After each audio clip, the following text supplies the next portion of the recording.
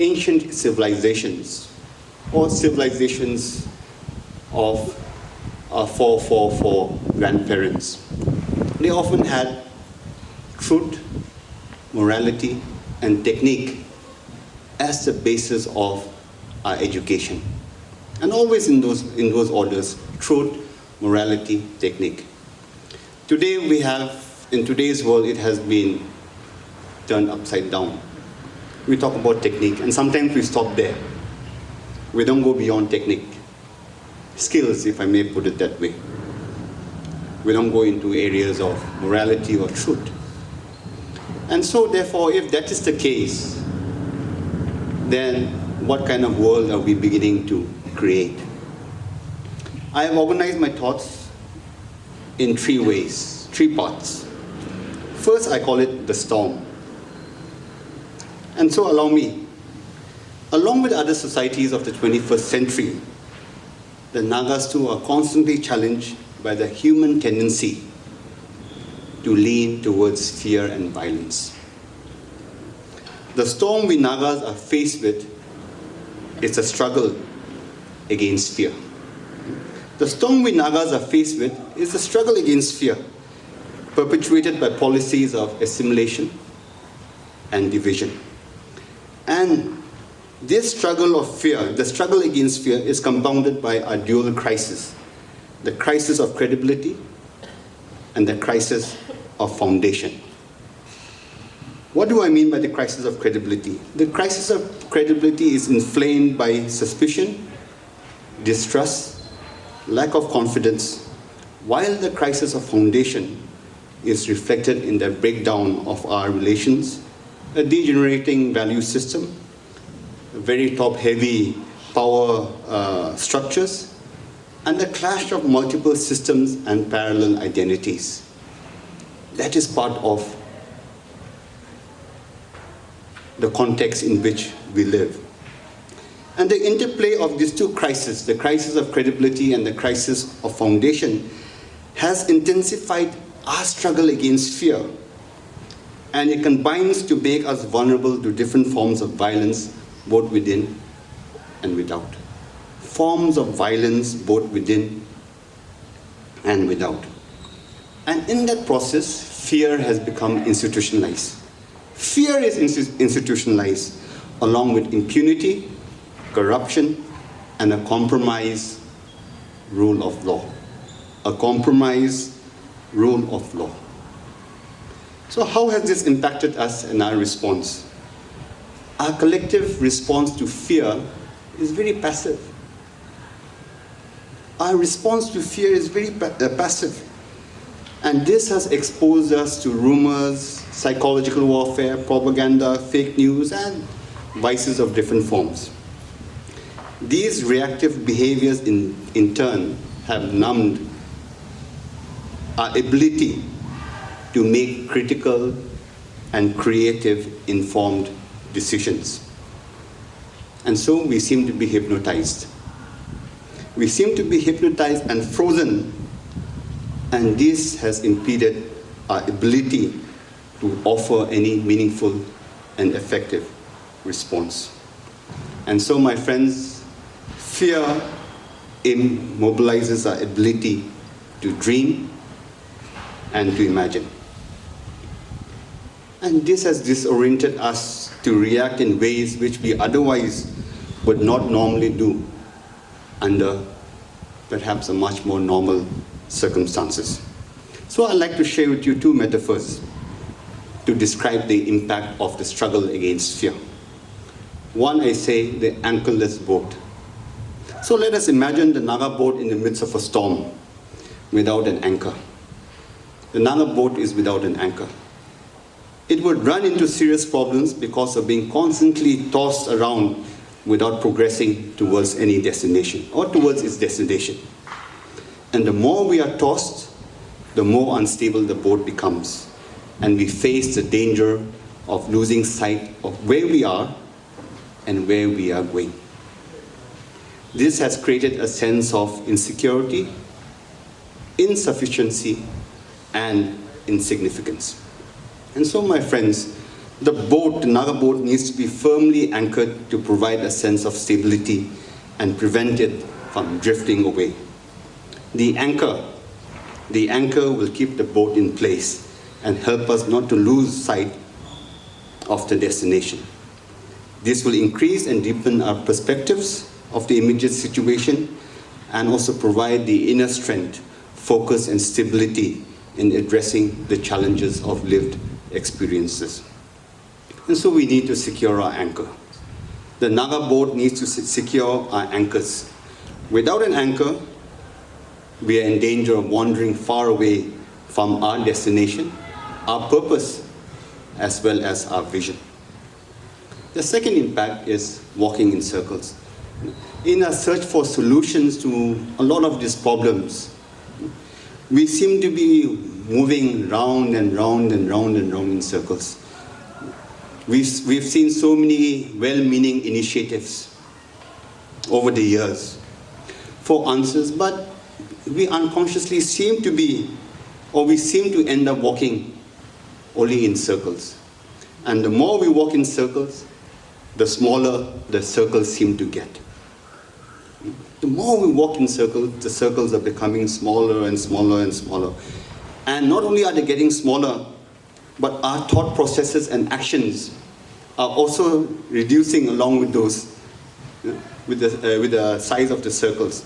And also our democratic space for dialogue and understanding has been reduced. In fact, allow me to say that, you can almost sense the erosion of common sense. You can almost sense the erosion of common sense, collective identity, values, and attitude. So does this erosion of common sense imply the decline of a shared Naga future? So how do we break out of this circle? Because we need to make a breakthrough from the circle that we keep walking around in.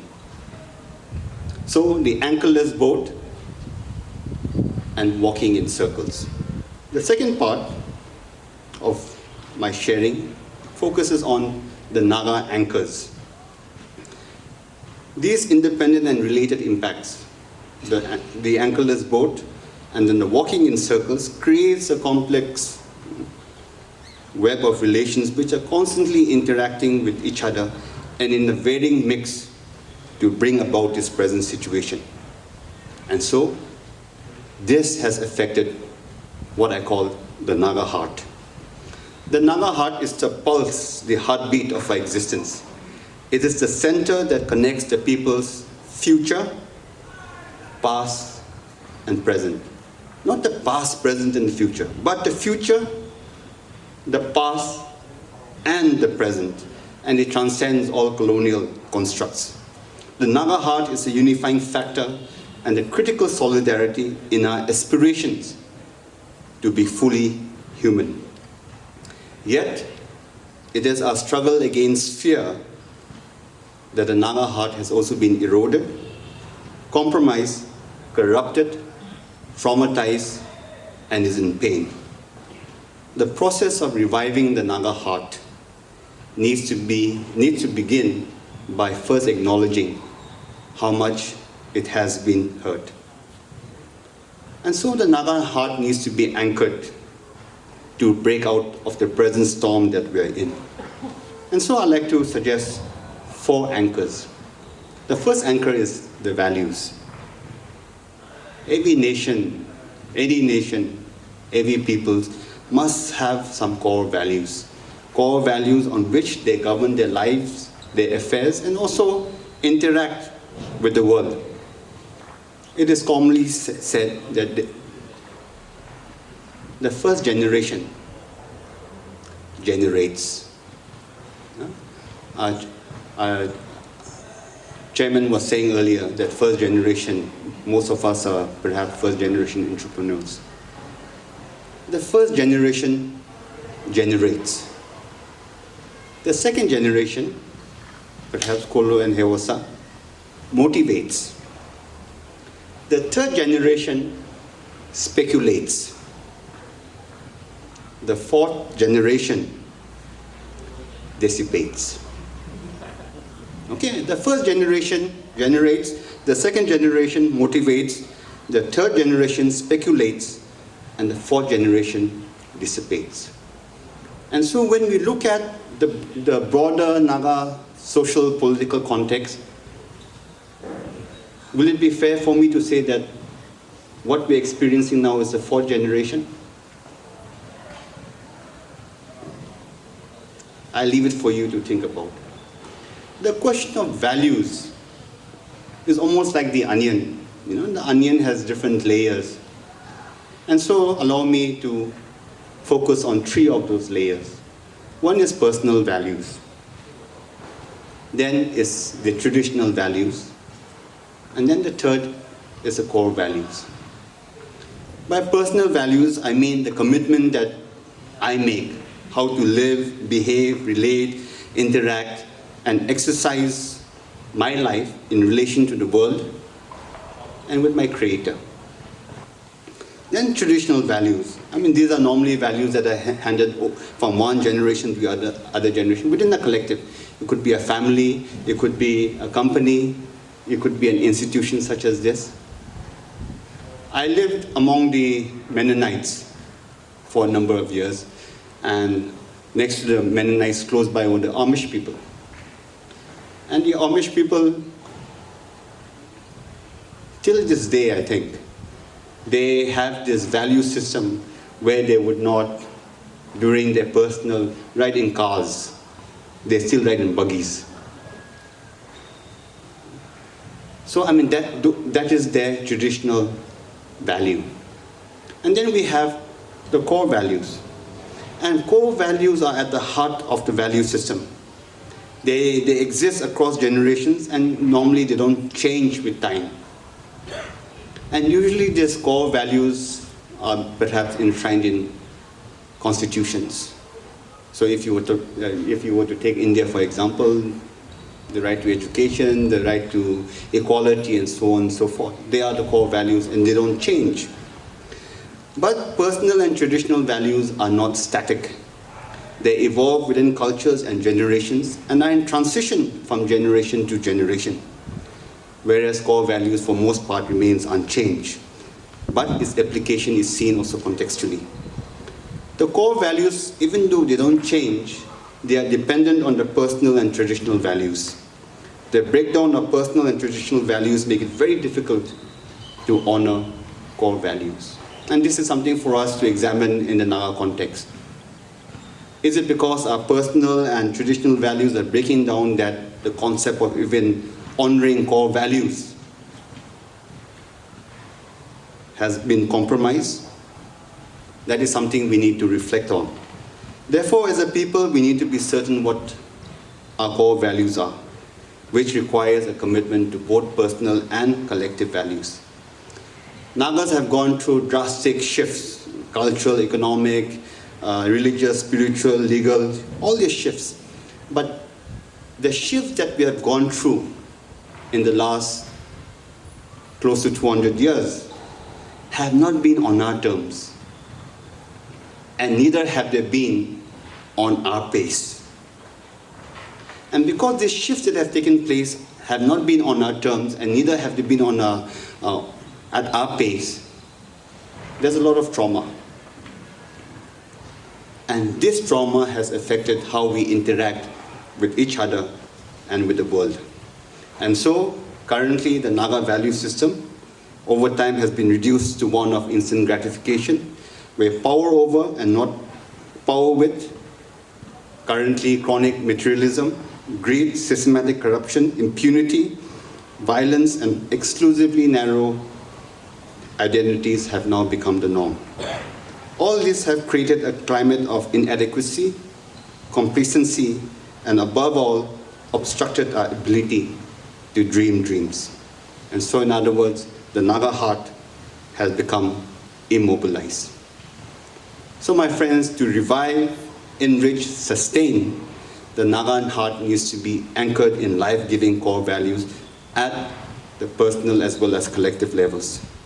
The rediscovery of such a Naga value system requires a decolonizing framework so that the Naga heart is empowered with the building of a dignified and authentic society. The second anchor is purpose. As individuals and as peoples, we Nagas need to revive our sense of purpose with a new consciousness. Purpose around principles of shared humanity guides decision making. It influences a people's behavior and attitudes and shapes common goals. By creating meaning, a people's purpose offers a deep sense of self-definition to chart its destiny with a clear sense of direction and substance. And so this means revisiting and redefining our purpose of existence as a human society. When we anchor on our purpose, then we will be able to weather the storm. Our collective purpose is stronger than the storm, and our purpose should not change because of the storm. Our purpose should not change because of the storm. The storm should not and cannot undo our purpose. So currently we're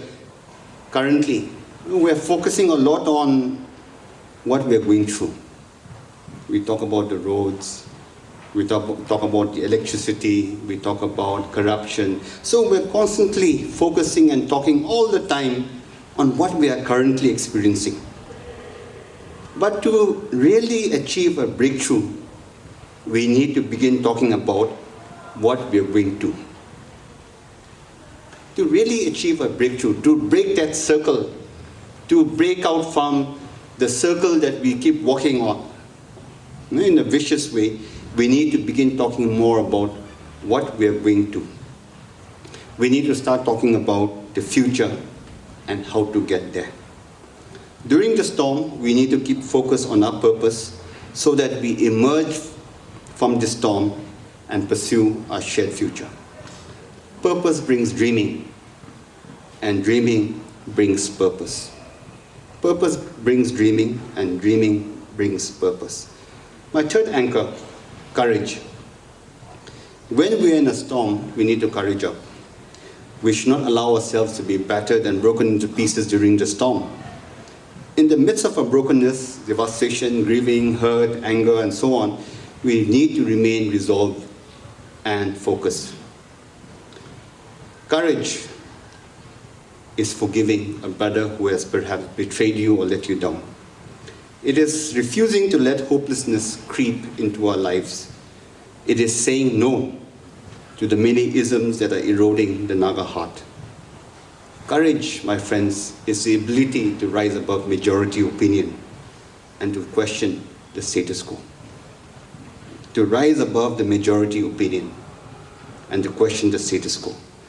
Courage is also taking informed risk and sacrificing the many small benefits that obstruct our ability to think and act freely and independently.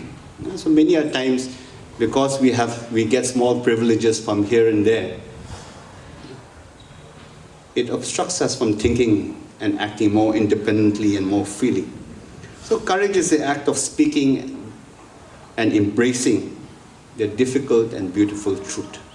Courage is the act of speaking and embracing the difficult and beautiful truth. It is the wisdom to see that our temporary storm need not decide our future. The temporary storm that we are facing should not decide our future. And also to recognize that our destiny is greater than the present dilemmas. And in today's context, I think that is so important because we seem to be caught up with the present dilemmas. And these present dilemmas somehow seems to be deciding the future. Courage is essential because our future is at stake.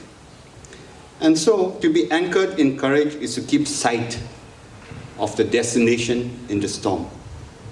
Courage is dreaming again.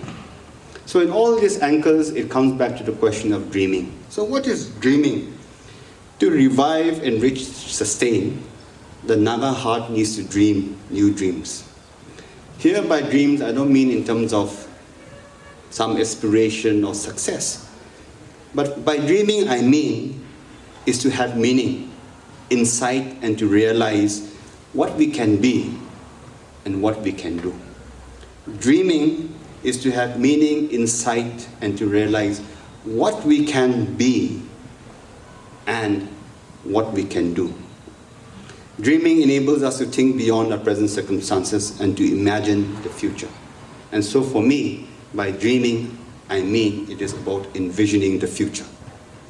Dreaming feeds innovation, creativity, flexibility, and all this makes transition possible. In this way, dreaming distinguishes us and makes us unique. If Nagas can begin dreaming, it distinguishes us from the others. It realizes our potential and empowers us to imagine and grow beyond what we know. Dreaming, my friends, it enables active imagination. By dreaming, we are motivated to think and behave in a new way. In essence, dreaming is the praxis for transformation. Now let me repeat that again. Dreaming is the praxis for transformation. So in other words, I'm saying, if we don't dream dreams, then perhaps we cannot achieve transformation. And so finally, the third section, I call it the Naga heart. The Naga anchor in the storm is dependent on the Naga heart, which can be revived through fostering a new critical consciousness. This implies rediscovering the idea of being a Naga. It means to be anchored in purpose, in values, and encouraged to boldly dream dreams. The dream is a necessity in creating, embracing, and sustaining a shared imagination, because only you and me can weave the future of our dreams. Only you and me can weave together the future of our dreams. To articulate a dream, the Naga heart needs to be like an architect. By this I mean to see the dream as a sort of a blueprint, a point of reference. It's not perfect, but it's a point of reference. And by sharing the blueprint with each other and engaging in a dialogue, a refined idea takes shape. And finally, we build consensus. And when that consensus is reached, the Naga heart needs to seize the initiative to move forward. The result of a revived and enriched Naga heart means to exercise freedom and the courage to begin and act anew. The courage to begin and act anew. The revived Naga heart can be sustained by creating an environment in which our choices are self-defining and self-creating.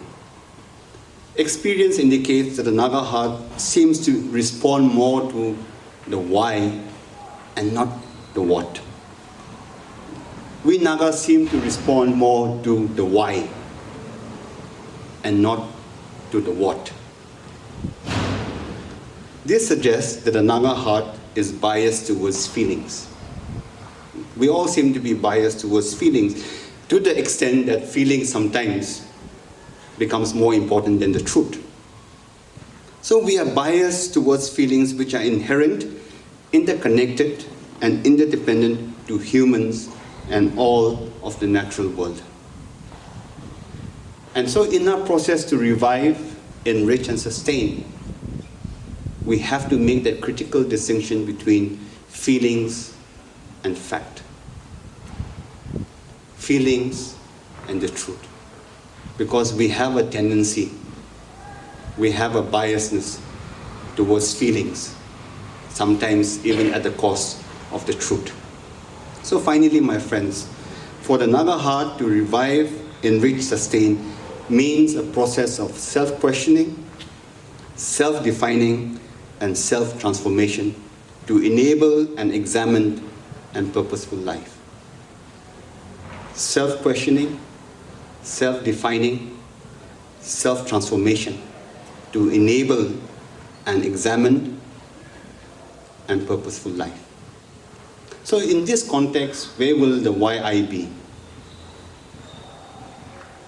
In this context, where will you and I be? Will we continue within our own small circles? away from the roots? Or are we prepared to enter into a dialogue? Are we prepared to enter into dialogue so that we find a breakthrough? We can create a breakthrough out of that circle in which we are all walking around all this past many years. So with that thought, I want to leave you with the hope that perhaps we can engage in a perhaps deeper conversation. Thank you so much.